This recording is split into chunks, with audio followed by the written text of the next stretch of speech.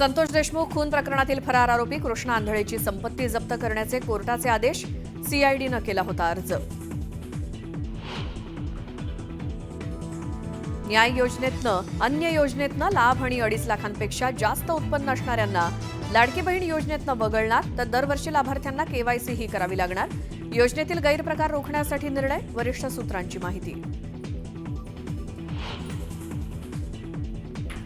उपमुख्यमंत्री अजित पवार आज नाशिक दौऱ्यावर. विविध विकास कामांचं करणार उद्घाटन. मात्र पालकमंत्रीपदाचा मुद्दा दादांच्या दौऱ्यात सुटणार का, याकडे राज्याचं लक्ष.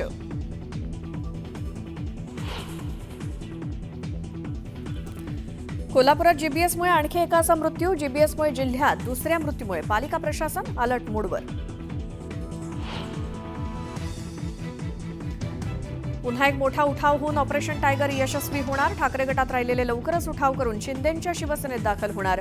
केंद्रीय मंत्री प्रतापराव जाधवांचा गौप्यस्फोट.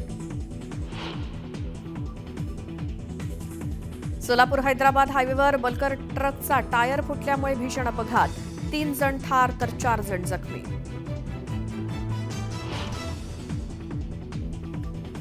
जीवे मारण्याच्या धमक्या येत असल्याची रणवीर अलाहाबादी याची माहिती. इंस्टाग्रामवरती रणवीरनं जारी केलं निवेदन.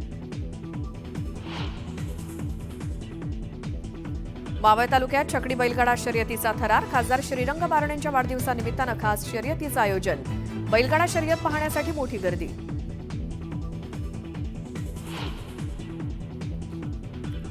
महाकुंभमेळ्यात स्नान केल्यानंतर अयोध्येतील प्रभू श्रीरामाचं दर्शन घेण्यासाठी भाविकांची गर्दी. महिन्याभरात 1 कोटींहून अधिक भाविकांनी घेतलं रामलल्लाचं दर्शन.